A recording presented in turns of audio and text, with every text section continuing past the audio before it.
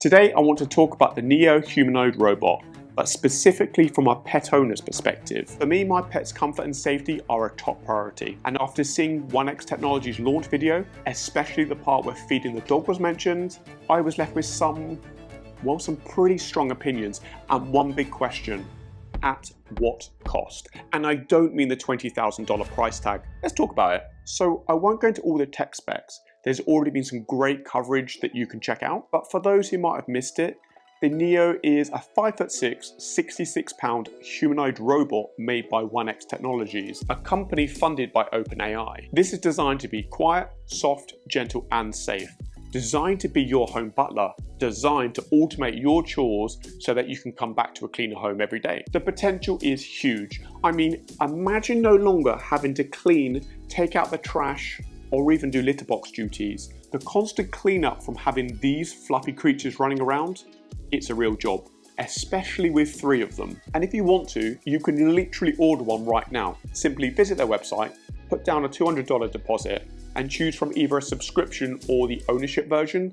Deliveries start next year. The marketing for this is incredible, but is it? Well, it turns out the robot, it can't really do much. Not on its own anyway. Its autonomous capabilities are extremely limited. Joanna at the Wall Street Journal has shown that its real-world autonomy is limited to just a few basic tasks like opening a door or picking up a cup. Not exactly the chores that I was hoping it would automate. So is this thing vaporware then? Well, yes, but also no. So what about the complex chores then? The laundry, the tidying? It turns out that was mostly done on expert mode. And what is expert mode? Well, it's a human operator, a 1X employee remotely controlling the robot in your home with a VR headset. A digital puppeteer, if you would. Yes, you would literally be paying $20,000 to let a total stranger with a camera and a mic walk around your house as a robot avatar. I mean, I'm struggling with justifying a Ring doorbell. This is letting a stranger see my daily routines. And since I work from home, potentially my confidential work calls as well. And look, 1X is surprisingly open that this is their data strategy. The CEO told the Wall Street Journal, "If you buy this product, it is because you're okay with that social contract. If we don't have your data, we can't make the product better." He even brought up Big Brother himself. He said, Big fan of what I call like Big Brother, Big Sister principle, right? Big Sister helps you. Big Brother is just there to kind of monitor you.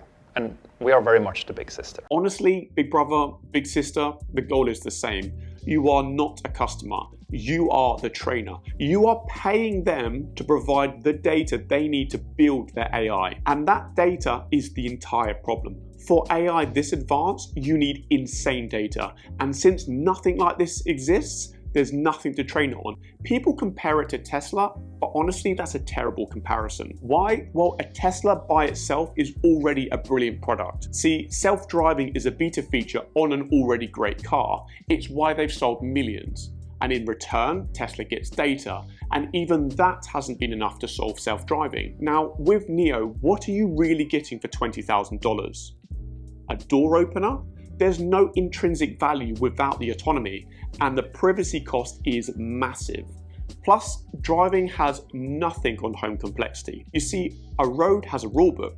Google has even mapped nearly every street on Earth, and still self-driving is barely in beta. Now, your home, there's no rulebook, and think about this. The last time you bought a sofa or a coffee table, how many options did you pass on? Look at this. If I type kitchen bin on Wayfair, you get over 1,000 results. The chaos, the complexity of a human home, it's endless. So if Tesla's millions of cars aren't enough for driving, how many robots in how many homes for how many years will 1X need for chores? We are talking hundreds of thousands, if not millions of robots before it even gets good. And think about the cost, not just to you, but to 1X. Think about the cost to store all that video, and who are these expert operators? How many thousands will they need? Are they in the US? Are they contractors overseas? the privacy questions just keep getting bigger and bigger. Of course, this is assuming that 1X doesn't just outsource the training. Could they maybe ship you a VR headset and then ask you to train it yourself? I think I have a better comparison. Think about robot vacuum cleaners. They've been around for decades, slowly improving. Only recently though have they gotten smart enough to maybe recognize an object, and it wasn't long ago that the biggest story of them, well, it was literally them smearing literal dog across the floor. Is that what the Neo adopters are signing up for? How will it train for that moment? My mum's dog turned our kitchen into a swamp as a kid. We barely even knew what to do. Early adopters are risking a £66 machine literally smearing shit into their carpet. And this is where, as a pet owner, I'm terrified. You see, my cats are constantly under my feet. In videos, this thing looks clumsy as hell, struggling with a simple task like loading a dishwasher.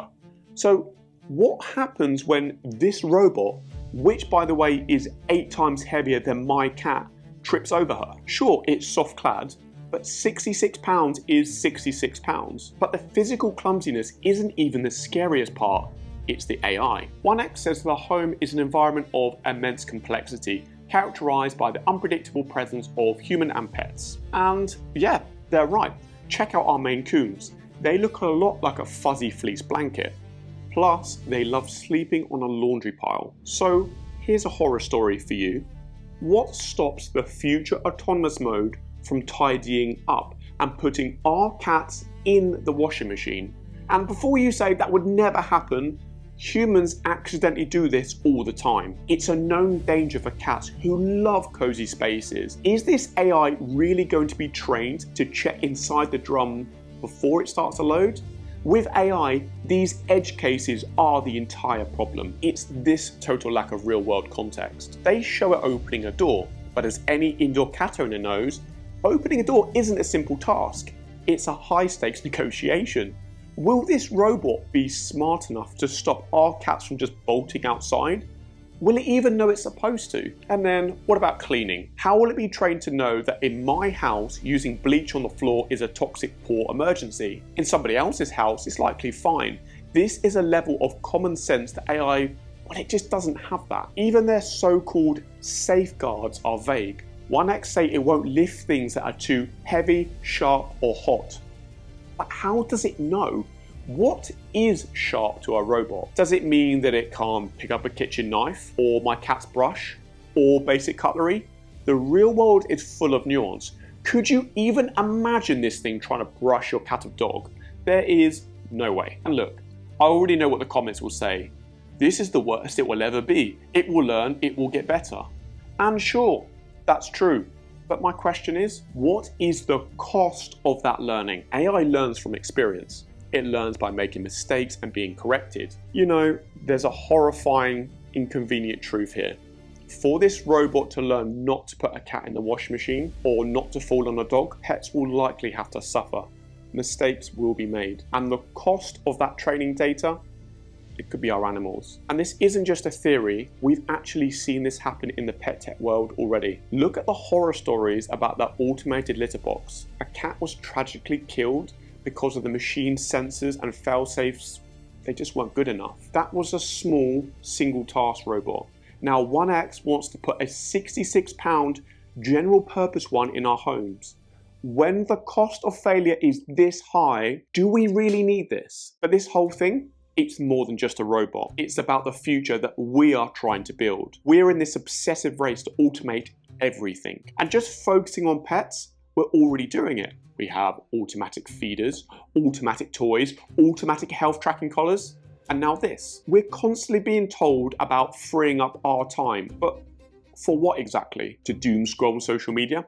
To grind up more hours for our boss? To make more money for the CEOs of companies just selling us this crap? It's like that Adam Sandler movie. He gets a universal remote that lets him fast forward through the boring parts of his life. The chores, the arguments, and the commutes. At first, it's a superpower. But by the end, he realizes that those boring parts, that was his life.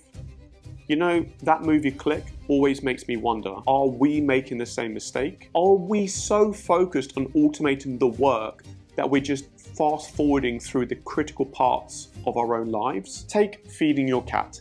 Yes, it is deeply annoying when they're screaming at you at 6 a.m.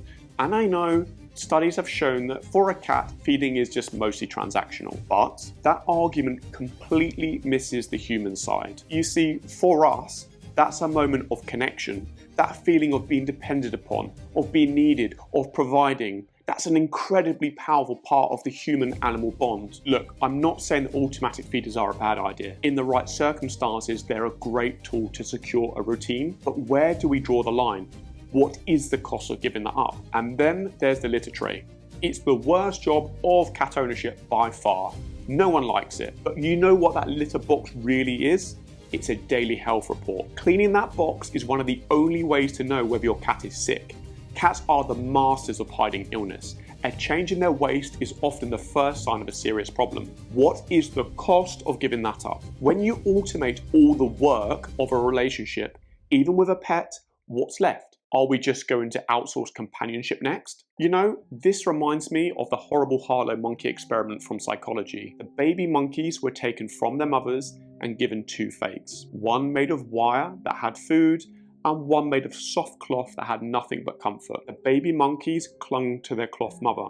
They chose comfort over simple utility. Are we actively choosing to build a future of cold wire mothers? A future where we have no chores, but also no connection? And I know someone in the comments is already typing, "This is a bit extreme. No one is going to give up that companionship part." But are we sure? We now live in a world where parents are so stressed that they let Alexa read their kids a bedtime story, where because of career and financial pressure, many parents have to send their kids to nursery at just a few months old. Is it really so hard to believe that in this world, with the constant drive for productivity and with the endless fight for our attention, that we would also start to forgo one of the most beautiful connections that we get to experience as pet owners? I'm not so sure it is. So here's where I land on the 1X Neo robot. The potential they're selling is incredible.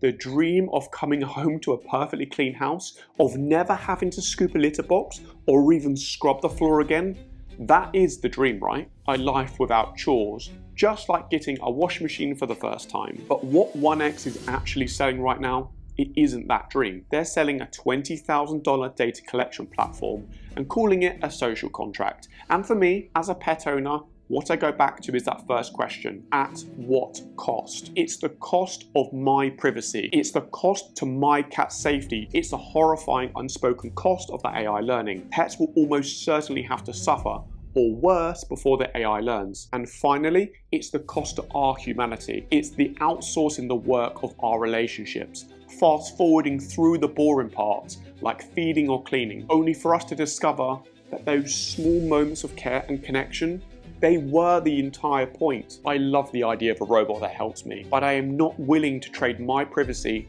my pet's safety, and our bond for a future of cold wire mothers. From every single angle, the cost, it's just too high. So for now, I'll continue to scoop the litter. But what about you? Is this the future that you want? Is the convenience worth all of these costs? Let me know in the comments. Thank you for watching.